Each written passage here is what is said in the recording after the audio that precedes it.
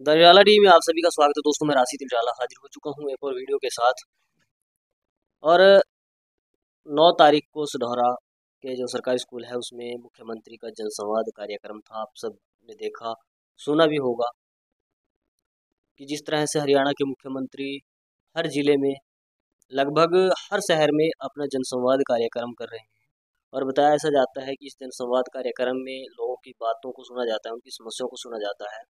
और जो समस्या ऐसी होती हैं कि जिनका मौके पर ही समाधान किया जाए वो तुरंत उनका समाधान भी करवाते हैं। ऐसा ही कुछ प्रोग्राम सढौरा के सरकारी स्कूल में रखा गया था 9 तारीख को, 9 नवंबर को, जिसमें सढौरा व आसपास के इलाके के लोग काफ़ी संख्या में अपनी बात मुख्यमंत्री तक पहुंचाने के लिए पहुंचे थे। उन्हीं में से एक सढौरा के गौ सेवक और युवा कांग्रेस नेता शुभम गोरी, जो अक्सर आपने देखा होगा कि बेसहारा जो गौ होती हैं या बेसहारा कुत्ते होते हैं या और भी इस तरह के जैसे बंदर होते हैं, इन सबको अपनी जेब से अपना खर्च करके उनकी सेवा में लगे रहते हैं। उनको चारा देते हैं, उनको बिस्कुट खिलाते हैं, इस तरह से उनकी सेवा करते हैं। तो उस जन संवाद कार्यक्रम में अपनी बात रखने के लिए जब गायों को लेकर बात चल रही थी तो मुख्यमंत्री के सामने अपनी बात रखने के लिए खड़े हुए सोम गोरी सढौरा। तो कुछ कहासुनी के बाद इनसे माइक ले लिया गया। क्या वो घटनाक्रम था और क्या अब इनकी राय है उसको लेकर इनसे जानेंगे। तो सबसे पहले तो स्वागत है सोम भाई। आपको भी स्वागत है निराल देवी का, जो आपने आज हमें बुलाया यहाँ पर और हमारी बात रखने का मौका दिया। जैसे कि 9 तारीख को आपने देखा कि मुख्यमंत्री सढौरा आए और उन्होंने जन संवाद जो अपना कार्यक्रम करा वहाँ पर, तो उस कार्यक्रम में सभी लोगों ने देखा कि लोगों की बात कम, अपनी बात ज़्यादा बताने का काम करा मुख्यमंत्री ने। तो उन जब मुख्यमंत्री जी ने बेसहारा पशुओं के लिए बात करी, उन्होंने तो आवारा का शब्द यूज किया, पर हम तो बेसहारा कहते हैं और बेसहारा ही कहते रहेंगे। अच्छा, मुख्यमंत्री ने आवारा पशुओं की बात की। आवारा को, आवारा ना। हाँ जी, आप देख लीजिए जब किसी भी चैनल पर उन्होंने आवारा का शब्द आवारा का शब्द यूज, का प्रयोग किया। हाँ जी। तो उसके बाद जब बोलने का समय आया कि उन्होंने कहा कि जो संस्थाएं हैं या कोई सेवा करता हो तो वो अपनी बात रखे। और सरपंच जो जमीन के बारे में बात हुई कि 100 करोड़ रुपए पड़ा है सरकार के पास, अगर कोई सरपंच आगे आता है तो हम उनको पैसे देंगे। तो अगर कोई संस्था का भी उन्होंने नाम लिया साथ में, तो हम करते ही हैं सेवा। वो सारा देख रहे हैं, सारा सोरा देखता है, आसपास के सभी लोग देखते हैं कि हम इतने साल से सेवा कर रहे हैं। तो मैंने चलो मुख्यमंत्री जी आए हैं और बीजेपी तो पहले ही कहती है कि हम गौ माता की सेवा करेंगे, अगर हमारी सरकार आती है हम ये करेंगे वो करेंगे, पर कुछ नहीं करा 9 साल में। पर चलो हमने फिर भी अपनी बात रखने का काम करा कि मुख्यमंत्री की अपनी बात रखेंगे कि सडौरा के हालात ये हो चुके हैं कि दर दर भटक रही है हमारे बेसहारा पशु। पर मुख्यमंत्री जी ने बात ना सुनने के कारण मुझे कहा कि आपके पास जमीन है। मैंने कहा जमीन तो यहाँ पर है नहीं, पर कोई देता भी नहीं है, फिर आपने माइक क्यों पकड़ा? ये माइक तो मैंने इसलिए पकड़ा, मुख्यमंत्री ने आपसे कहा कि फिर आपने माइक क्यों पकड़ा। हाँ जी, ये बात कही कि माइक क्यों पकड़ा। तो मैंने उनको बोलना चाहा, पर उन्होंने जो अपना दल बल लगा दिया साथ में, वहाँ पे माइक खोसने की कोशिश करी कि माइक दे दो। अच्छा, आपसे माइक छीन लिया। माइक छीन लिया गया वहाँ पर। तो मैंने तो यही कहते, आप एक तरफ तो बीजेपी बात करती है कि हम गाय माता हमारी माता है, और एक तरफ माता की बात भी नहीं सुनने की टाइम दिया हमें। और उसमें आप देख रहे कि मुख्यमंत्री जी ने 1 घंटे के अंदर कम से कम 40 मिनट तो खुद बोले हैं, वो 20 मिनट जनता को दिए हैं बोलने के लिए। और बोलने वाले अगर कोई अपनी पूरी बात रखना चाहते थे, हर बंदे को दुरुपयोग करा, उसका गुस्सा कर कर उसको बैठाने का काम करा। नहीं, मुख्यमंत्री जी ने काफ़ी लोगों की बात सुनी भी है। ये जो आप बात कह रहे हैं कि करीब 1 घंटे में से 40 मिनट मुख्यमंत्री ने बोला है। और ये जो आपने माइक छीनने वाली कही है बात, ये भी कहीं न कहीं जब उन्होंने ज़मीन को लेकर बात कही थी तो वो उस वक़्त सरपंचों से मुख़ातिब थे और उनसे ज़मीन के बारे में बात कर रहे थे कि गौशाला के लिए ज़मीन। तो इस बात पे शायद आपके साथ ये नोक-झोंक। उन्होंने पहले संस्था का भी नाम यूज करा उसमें कि कोई अगर संस्था चाहती है कोई सेवा का नाम, उनको भी मौका देंगे।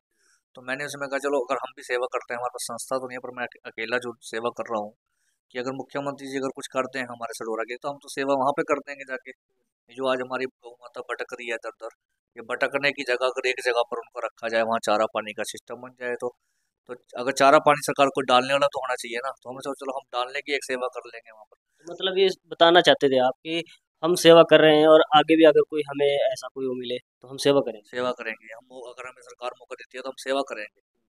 ये तो एक परमात्मा का काम है जो मैं कर रहा हूँ और जो मुझे मौका मिला है भगवान की तरफ से। पर ये देख रहा हूँ कि 9 साल के अंदर हालात ऐसे हो चुके हैं कि जो गायों के ऊपर बात करते थे, गायों की जो दुर्दशा इन्होंने ही कर दिया सबसे ज्यादा। तो अच्छा, जो 100 करोड़ की बात मुख्यमंत्री जी ने कही है, उसको लेकर आप क्या कहना चाहेंगे कि वो 100 करोड़ अब तक क्यों नहीं लगाया?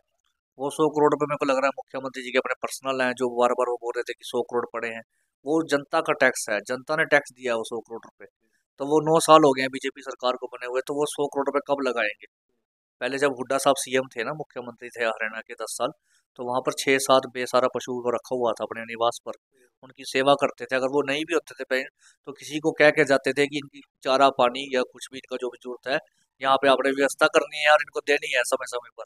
मुख्यमंत्री आप रिकॉर्ड करवा लीजिए, वहां पर मुख्यमंत्री जी ने रखी थी जब हमारे हुड्डा साहब मुख्यमंत्री थे, तो वहाँ बेसहारा पशु रखे थे। जैसे ही खट्टर साहब सीएम बने, वो बेसहारा पशुओं का आज तक पता नहीं लगा कहाँ पे गए। अच्छा, तो जो मुख्यमंत्री इस वक्त हरियाणा के मनोहर लाल खट्टर जी जनसंवाद कर रहे हैं और उनके मंत्री भी जनसंवाद कार्यक्रम लगातार कर रहे हैं, इसको लेकर आप क्या मानते हैं कि ये जनसंवाद कार्यक्रम है या सिर्फ एक राजनीतिक स्टंट है? ये एक राजनीतिक स्टंट है। ये तो मन संवाद कर रहे हैं अपना, सिर्फ अपनी मन की बात रख रहे हैं, लोगों की मन की बातें सुन रहे हैं। जैसे प्रधानमंत्री जी अपनी मन की बात बताते हैं समय समय पर, ऐसे ही ये अपनी आज अपने मन की बात कर रहे हैं हर बंदे के आगे। तो अगर जो लोगों को बुलाया जाता है तो इसलिए बुलाया जाता है कि अपनी बात बतानी और उनकी सुननी। यहाँ तो ये हो रहा है कि अपनी बतानी, उनकी नहीं सुननी। क्योंकि बल खड़ा है ना साथ में, अगर कोई बोलेगा तो बल को कह देंगे भी आप इनको बैठाने का। अच्छा, सुढौरे वाले जो जनसंवाद कार्यक्रम था, ये कैसा लगा आपको? कुल मिलाकर आपके साथ जो नोक-झोंक हुई उसके अलावा कैसा, मतलब अच्छा था या कैसा? ये तो 0+0 था। कुछ नहीं था इसमें, ना सडोरा के हॉस्पिटल की बात करी।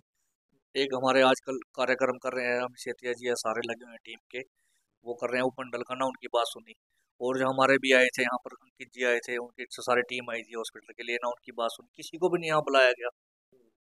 जो और भी काफ़ी संस्थाएं थी, किसी को भी नहीं बुलाया गया कि आप अपनी बात रखिए। और भी बहुत लोग कहना चाहते थे अपनी जो मुश्किल दौर गुजर रहा है 9 साल, तो लोग अपनी बात रखना चाहते थे। जैसे फैमिली आईडी की अब इन्होंने कर दिया शुरुआत, पीपीएफ की कर दिया, राशन कार्ड की। बहुत लोग मुश्किल दौर से गुजर रहे हैं, अपनी कोई बात किसी की बात सुनी नहीं है। उल्टा एक बात कह के गए कि एक पेंशन अगर लगी कि अगर किसी ने 55 साल में लगवाई तो उसको हम सजा देंगे, उससे हम डबल। आप सजा दो, पर आप डराओ तो ना। आप उनको, उनका पहले उनकी तो लगाओ जो 60 साल से ऊपर हो गए हैं। आप 55 साल में चले गए, जिनकी 55 साल में, वो ना लगवाएं। पर जो 60 की उम्र हो चुकी है, 60 वालों की तो लगवाएं पहले। 60 लोग जो हो चुके हैं क्रॉस हमारे। तो कुल मिलाकर आप इसे विफल मानते हैं जो जनसंवाद कार्यक्रम? ये तो बहुत विफल से भी नीचे विफल था ये कार्यक्रम। ये तो बस एक अपनी बात, मन की बात रखने के लिए आए थे मुख्यमंत्री जी। हमने ये किया, हमने वो किया, कि बस यही करने आए थे वो तो। ठीक है सर, बहुत-बहुत शुक्रिया आपका। धन्यवाद। तो ये थे सोम गोरी, जिन्होंने बताया कि उस दिन का जो पूरा घटनाक्रम हुआ, जब इनके पास से माइक लिया गया, उस दौरान ये यही बताने के लिए खड़े हुए थे कि मैं काफ़ी सालों से गौ सेवा कर रहा हूँ और अगर सरकार कोई ऐसी व्यवस्था करके दे, जिस गाय होती है उनकी अच्छे से सेवा की जा सके, तो मैं भी अपना सहयोग देने के लिए तैयार हूँ। यही बात ये कहने के लिए खड़े हुए थे और इनके साथ जो घटनाक्रम हुआ वो शायद आप सब उससे परिचित हैं। आप देख रहे थे द निराला टीवी में, आपके साथ राशिद निराला। धन्यवाद।